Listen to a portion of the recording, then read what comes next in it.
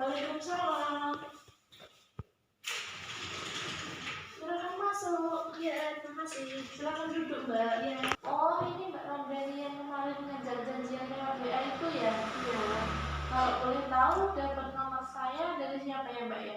Ya, dari teman saya sih. Oh, dari teman. Mbak cari informasi sendiri atau dari teman Mbak?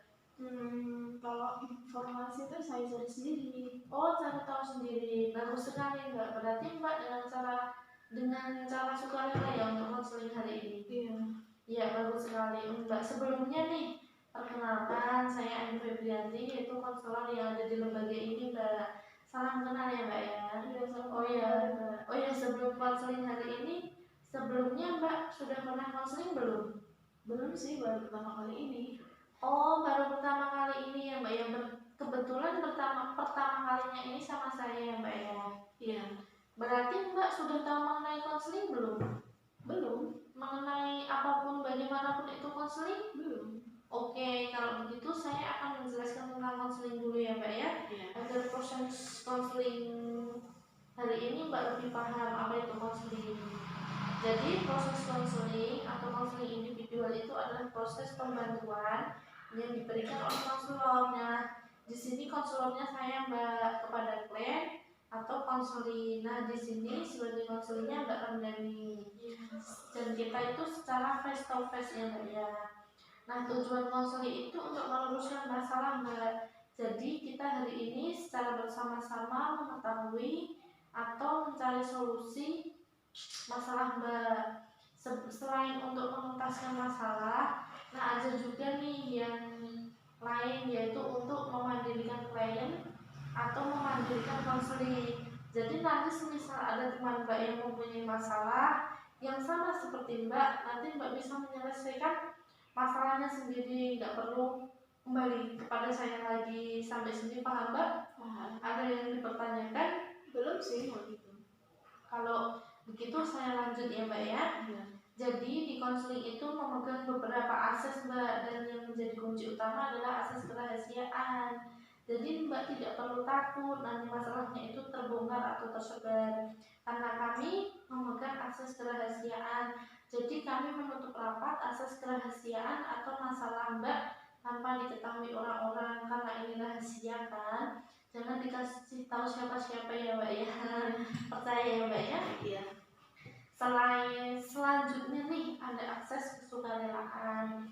Setelah Mbak percaya kepada saya, ada akses kesukarelaan. Sukarela Mbak cerita masalah Mbak kepada saya Mbak. Begitupun saya Mbak juga sukarela dengan Mbaknya. Saya juga sukarela dengan Mbaknya, juga penuh perhatian untuk memberikan waktu tenaga saya kepada Mbak.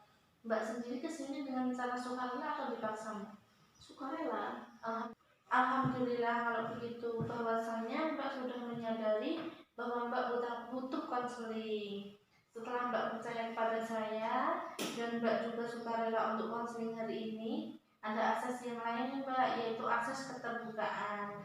Jadi saya harap Mbak terbuka secara penuh kepada saya, apa yang Mbak permasalahkan, apa yang Mbak rasakan terhadap hal yang kita bahas hari ini.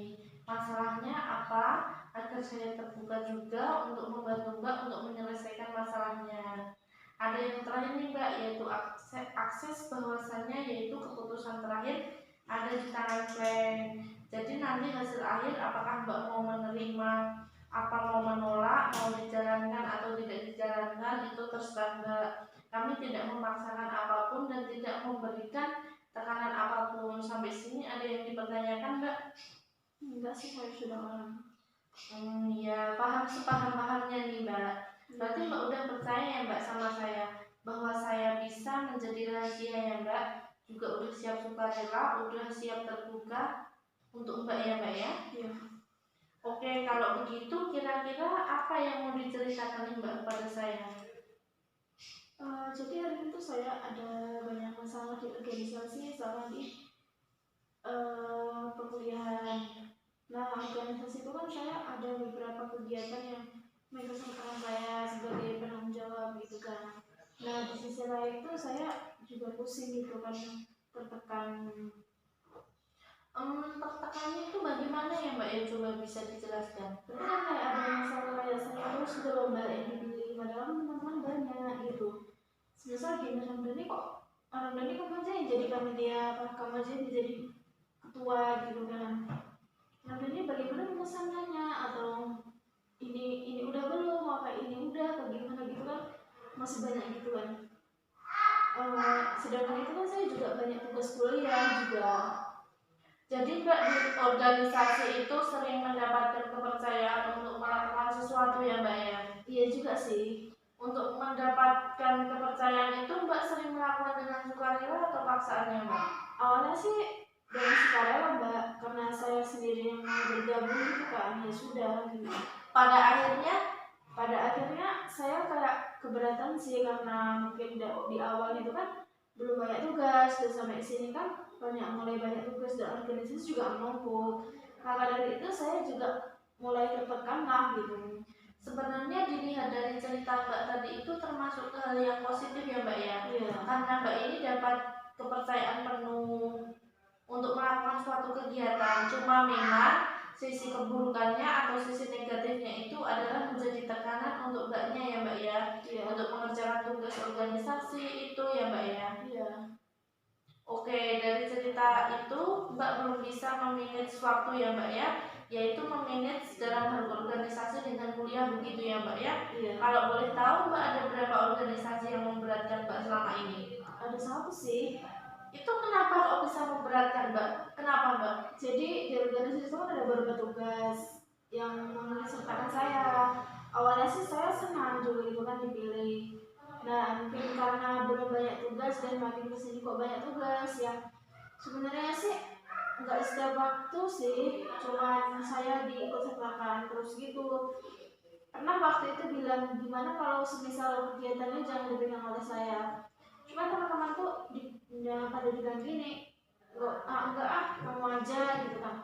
Lagian juga teman-teman banyak yang milih saya. Semua pada sepakat sama saya gitu loh. Ya mau nggak mau kan saya terpaksa gitu kan, karena saya juga tertekan gitu kan. Mbaknya merasa keberatan karena diberikan penanggung jawaban terus ya Mbak ya.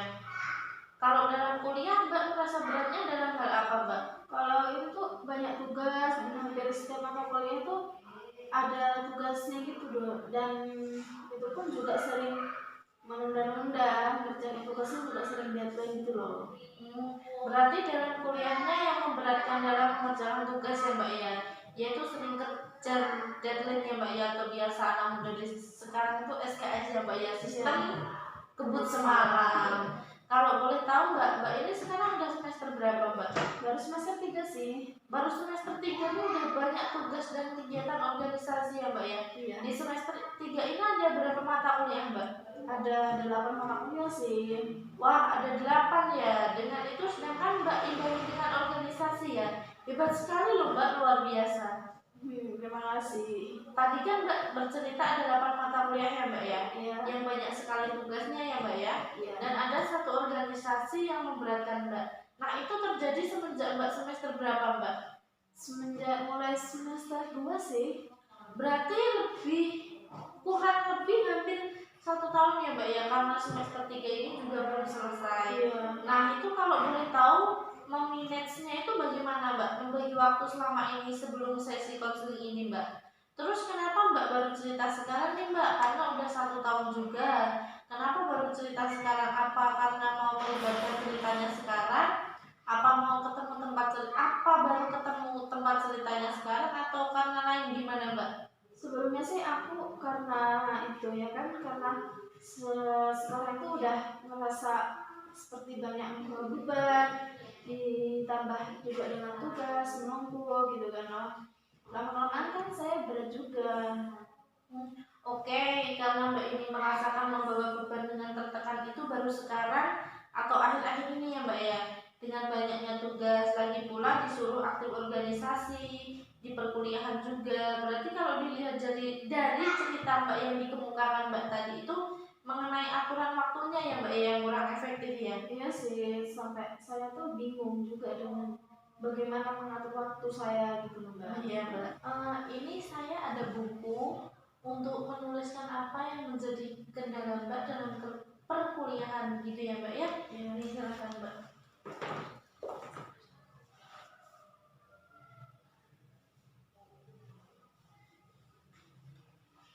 Sudah Mbak. Oke.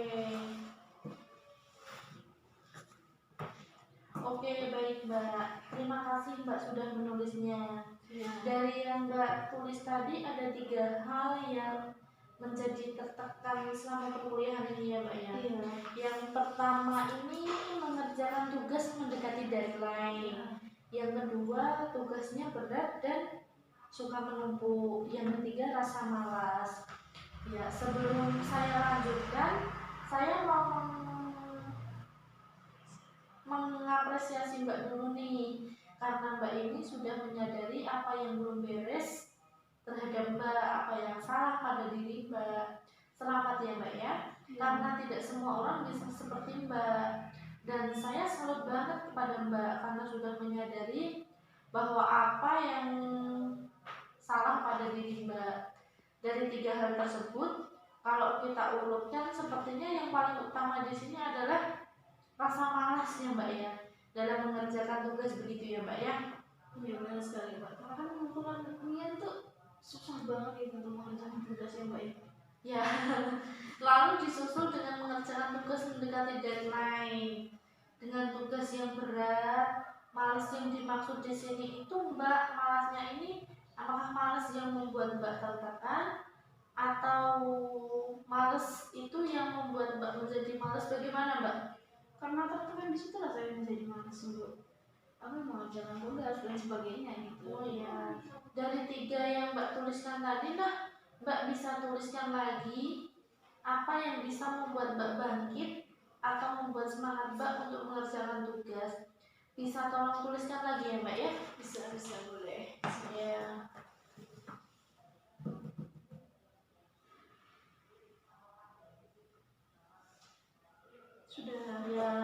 Sudah ya Mbak ya. Nah di sini ada 3 hal yang membuat Mbak bangkit dalam mengerjakan tugas. Yang pertama fokus, yang kedua teman yang mengingatkan, yang ketiga termotivasi dengan teman yang mengerjakan tugas ya Mbak ya. Iya. Tampaknya pernyataan nomor 2 dan nomor 3 ini hampir sama ya Mbak ya. Iya. Hampir berkaitan gitu ya. Kalau melihat yang nomor 1 itu fokus. Fokus ini bisa tidak sih Mbak dilakukan melihat Mbak ini banyak sekali tugas mata kuliah dan juga gak segitu dari organisasi. Agak susah sih Mbak, karena kan pasti saya sibuk gitu loh. Iya, kalau begitu yang nomor 1 itu kita abaikan dulu ya Mbak ya. Iya. Gak apa-apa ya Mbak ya. Gak apa-apa ya. Kita lihat yang nomor 2 dan nomor 3. Sepertinya berkaitan nih ya, yaitu teman yang mengingatkan dengan termotivasi dengan teman mengerjakan tugas. Ini maksudnya bagaimana ya Mbak ya? Bisa minta tolong dijelaskan? Jadi aku ini kan di grup manapun kan ada teman sekelas gitu kan, ada beberapa orang. Nah mereka itu kalau ada tugas itu suka nanya deh, tugas kalian sudah mengerjakan belum gitu kan. Nanti ada yang jawab udah setengah sih, terus ada yang jawab lagi saya sudah tapi kurang sedikit gitu. Nah dari situ saya jadi tersinggung, semua udah pada jawab, udah pada ngerjain tapi aku belum sendiri gitu. Nah dari situ aku ada motivasi sebenarnya karena yang positif gitu ya Mbak ya. Ya opsi mengerjakan tugas, masa yang lain udah mengerjakan tugas gitu kan, maksud saya belum. Dan pada akhirnya aku ngerjain walaupun sedikit demi sedikit kan selesai juga gitu. Itu sih yang bikin saya membuat semangat. Oh begitu ya Mbak, berarti Mbak itu punya semangat. Di sini itu ada teman yang selalu mengingatkan. Maksudnya teman WhatsApp grup yang selalu mengingatkan tugas ya Mbak ya? Ya sebenarnya tuh nggak mengingatkan juga sih, tapi kan menanyakan kepada saya sekaligus mengingatkan secara tidak langsung gitu. Oh mengingatkan secara tidak langsung karena seputar tugas gitu ya Mbak ya? Iya. Itu efektif tidak sih buat Mbak? Menurut saya sih kurang efektif gitu kan. Kalau kita tergantung pada teman kan juga susah gitu. Susah juga ya Mbak ya, karena orang itu tidak selamanya begitu ya kan Mbak. Iya. Kalau boleh tahu sebenarnya tujuan Mbak sendiri untuk kuliah di perguruan tinggi itu apa sih Mbak? Jadi yang pasti tuh bisa lulus dengan IPK yang memuaskan ataupun nol gitu kan, lulus maksimal ya tepat waktu gitu loh. Ya. Oh jadi begitu ya Mbak ya. Jadi tujuan utamanya itu adalah mendapatkan IPK saat lulus nanti dan juga lulus dengan tepat waktu. Iya. Jadi Mbak ini sebenarnya harus mendapatkan yang Mbak tuju tadi dalam kuliah, harus lebih fokus nih dalam semuanya yang Mbak tuju.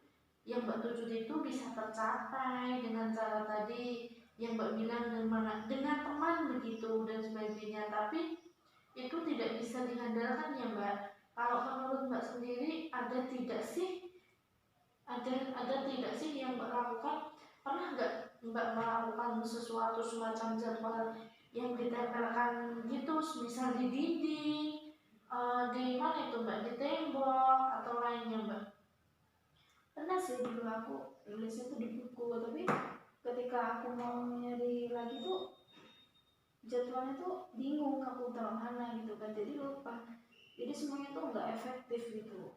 Tapi Mbak pernah melakukannya, ya kan? Pernah.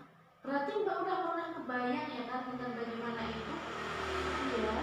Kalau yang Mbak ceritakan tadi kan itu kendalanya adalah Mbak menulisnya di buku. Lalu ketika mencari Mbak lupa. Nah menurut Mbak ada nggak sih yang lebih efektif untuk menuliskan tugas itu? Karena aku sering menghabiskan waktu di kamar gitu kan, jadi kayaknya itu lebih efektif kalau jadwalnya tuh aku tempel di dinding, jadi setiap waktu tuh bisa dilihat gitu loh.